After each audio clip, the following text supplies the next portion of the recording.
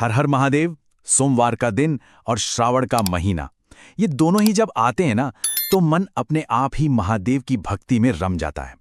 लेकिन कभी सोचा है कि ऐसा क्यों है? आखिर इन दोनों का शिवजी से इतना गहरा नाता क्यों है? चलिए आज इसी दिव्य संबंध को थोड़ा और करीब से समझते हैं।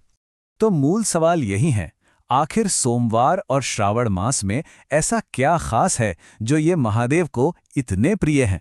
चलिए इस रहस्य की परतों को एक एक करके खोलते हैं। तो सबसे पहले बात करते हैं सोमवार की, वो दिन जिसे हम सब भोलेनाथ का दिन मानते हैं। देखिए, इस दिन का महत्व ना इसके नाम में ही छिपा है। सोमवार में जो सोम शब्द है उसका अर्थ होता है चंद्रमा, और भगवान शिव, उन्होंने तो चंद्रमा को अपने मस्तक पर ही धारण किया हुआ है। इसीलिए उन्हें सोमेश्वर भी कहते हैं, मतलब सोम के यानी चंद्रमा के ईश्वर। बस यही कनेक्शन सोमवार की अहमियत की सबसे पहली और सबसे बड़ी वजह है। अब इसके पीछे एक बहुत ही दिलचस्प पौराणिक कथा भी है। कहते हैं कि एक समय पर चंद्रमा एक बहुत बड़े संकट में पड़ गए थे। तो उस मुश्किल से निकलने के लिए चंद्रमा ने महादेव की बहुत ही कठोर तपस्या की।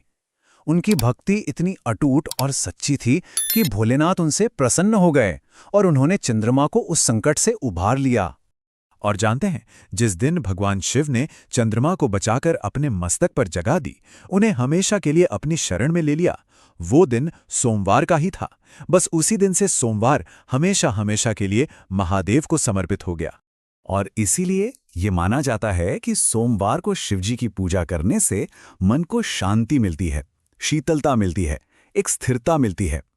ठीक वैसे ही जैसे चांद की रोशनी होती है, शांत और शीतल। तो ये तो हुई सोमवार की बात। अब आते हैं श्रावण पर, वो महीना जिसका शिव भक्तों को बेसब्री से इंतजार रहता है। चलिए जानते हैं कि आखिर श्रावण इतना पवित्र क्यों है। श्रावण की महिमा की सबसे बड़ी वजह जुड़ी है समुद्र मंथन की महान कथा से। जब देव और असुर अमृत पाने के लिए सागर मंथन कर रहे थे, तो अमृत से भी पहले समुद्र से निकला हलाहल विष, इतना भयानक कि पूरी सृष्टि को खत्म कर सकता था। तब दुनिया को बचाने के लिए महादेव ने वो सारा जहर खुद पी लिया। माता पार्वती ने उस जहर को उनके गले में ही रोक लिया, जिससे उनका गला नीला पड़ गया, और तभी से वो नीलकंठ कहलाए।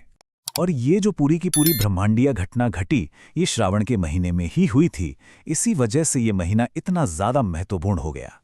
उस हलाहल विष की गर्मी और जलन को शांत करने के लिए सभी देवी देवताओं ने महादेव पर ठंडा जल चढ़ाया। तभी से श्रावण में शिवलिंग पर जल चढ़ाने की परंपरा शुरू हुई।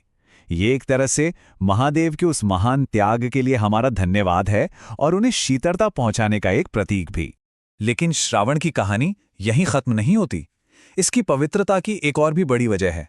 ये वही महीना है जब माता पार्वती ने भगवान शिव को अपने पति के रूप में पाने के लिए बहुत कठोर तपस्या की थी। उनकी इस अटूट भक्ति और तपस्या को देखकर शिवजी प्रसन्न हुए, और इसी महीने में उन्होंने माता पार्वती को दर्शन देकर उनसे विवाह का वरदान दिया। इसीलिए तो श्रावण का महीना सुखी वैवाहिक जीवन की कामना के लिए भी बहुत ही शुभ माना जाता है।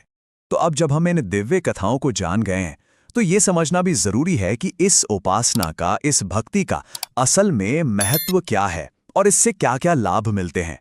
शास्त्रों के हिसाब से शिव पूजा के 4 खास फायदे हैं। पहला, ये जीवन से सभी दुखों और परेशानियों को दूर करती है। दूसरा, अगर सच्चे मन से कोई इच्छा रखी जाए तो वो पूरी होती है। तीसरा, ये चंद्र दोष जैसे ग्रह दोषों से भी मुक्ति दिलाती है। और चौथा और सबसे जरूरी, ये मन को आध्यात्मिक शांति और स्थिरता देती है। शिव पुराण में एक बहुत सुंदर बात कही गई है, जो इस सबका सार है। शिव ही कल्याण है, शिव ही सुंदर हैं। उनकी शरण में जाने से ही जीवन सफल होता है, मतलब सब कुछ शिव में ही है। तो अंत में एक सवाल पर आकर रुकते हैं। ये जो दिव्य कथाएं हैं, ये सिर्फ कहानियां तो नहीं हैं, ये तो हमारी परंपराओं की, हमारी आस्था की जड़ें हैं। तो सोचने वाली बात यह है कि आज भी ये सदियों पुरानी कथाएं हमारी परंपराओं को, हमारे विश्वास को किस तरह से आकार देती हैं।